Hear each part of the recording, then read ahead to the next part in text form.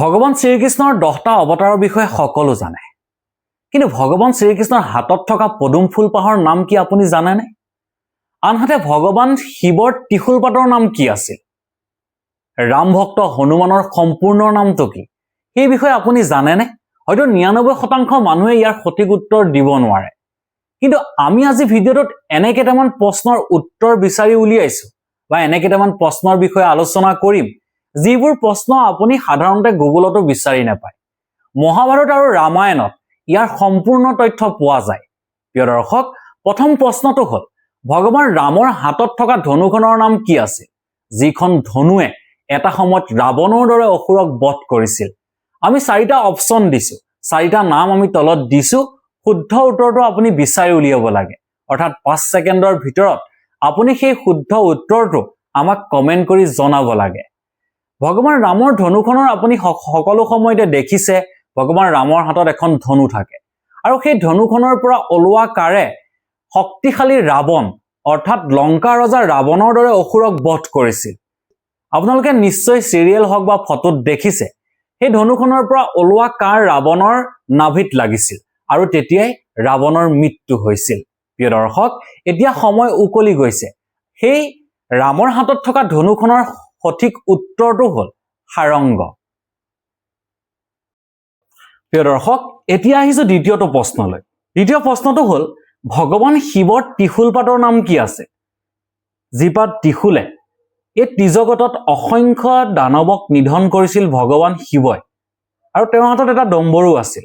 কিন্তু ভগৱান শিৱৰ হাতত থকা ত্ৰিশূল পাতৰ নাম কি আছিল ভগৱান শিৱৰ হাতত থকা ত্ৰিশূল পাতৰ নাম আছিল পদ্মনাভ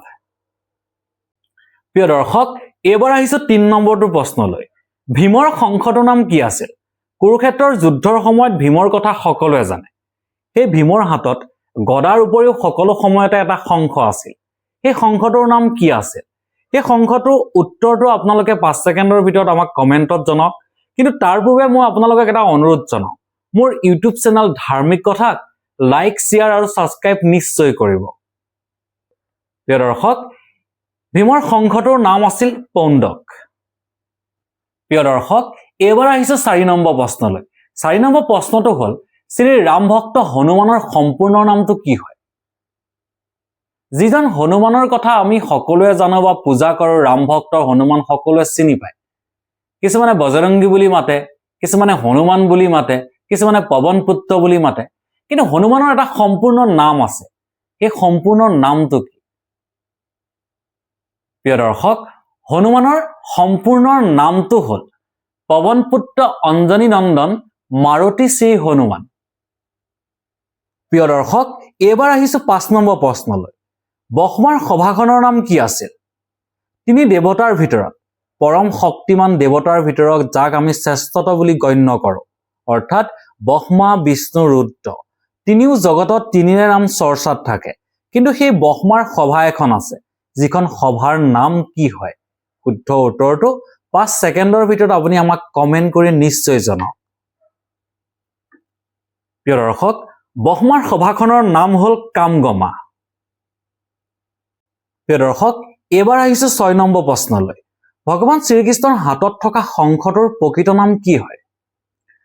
শংখ থাকে গদা থাকে চক্ৰ থাকে পদ্ম থাকে সকলোৱে জানে সকলোৱে দেখিও আহিছে ভগৱান শ্ৰীকৃষ্ণৰ হাতত শংখ চক্ৰ গদা পদ্ম থাকে কিন্তু তেওঁৰ হাতত থকা শংখটোৰ প্ৰকৃত নাম কি হয় শুদ্ধ উত্তৰটো দিবৰ বাবে আপোনাৰ হাতত 5 ছেকেণ্ড সময় আছে আপুনি আমাক শুদ্ধ উত্তৰ দিয়ক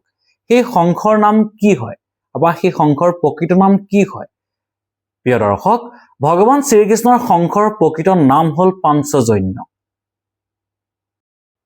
প্ৰিয় দৰ্শক এবাৰ আহিছো 7 নম্বৰ প্ৰশ্নলৈ 7 নম্বৰ প্ৰশ্নটো হ'ল ভগৱান শিৱৰ ধনুখনৰ নাম কি হয় আমি আপোনালোকক 4টা অপচন দিছো বা 4টা নাম দিছো সেই 4টা নামৰ ভিতৰত কোনটো শুদ্ধ উত্তৰ হয় আপুনি 5 ছেকেণ্ডৰ ভিতৰত আমাক কমেন্ট কৰিব লাগে ভগৱান শিৱৰ হাতত ত্ৰিশূল থাকে ভগৱান শিৱৰ হাতত ডম্বৰু থাকে সকলোৱে জানে কিন্তু ভগৱান শিৱৰ হাতত এখন ধনু আছিল সেই ধনুখনৰ নামটো কি হয় যিখন ধনুৰ সহায়ত অসংখ্য অসুৰক তেওঁ নিধন কৰিছিল প্ৰিয় দৰ্শক সেই ধনুখনৰ নামটো হ'ল পিনাক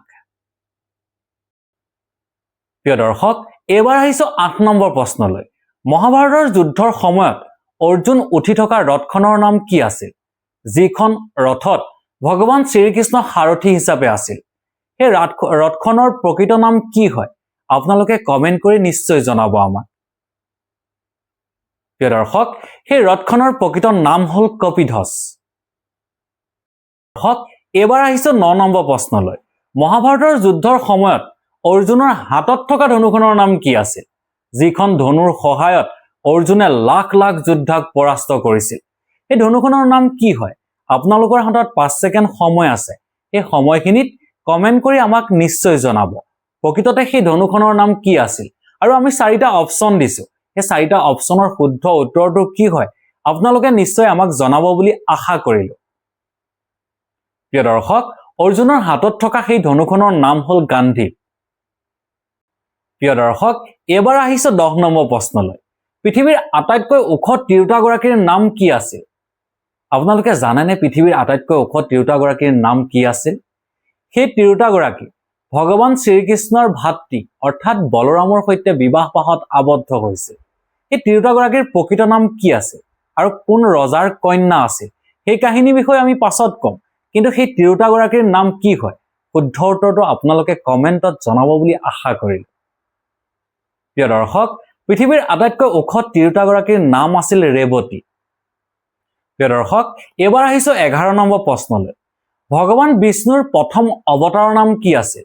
ভগৱান বিষ্ণুৱে 10টা অৱতাৰ যে লৈছে বা 10টা অৱতাৰৰ 9টা অৱতাৰ বৰ্তমান লৈ গৈছে 10টা অৱতাৰ অৰ্থাৎ 10 নম্বৰটো কল্কি ৰূপে অৱতাৰ ল'ব এই সকলোখিনি আমি জানো বা পূৰ্বৰে পৰা আমি কিতাপে হওক বা বেলেগ ধৰ্মীয় গ্ৰন্থত শুনি আহিছো কিন্তু ভগৱান বিষ্ণুৰ প্ৰথম অৱতাৰৰ নাম কি আছিল শুদ্ধ উত্তৰটো আপোনালোকে জানেনে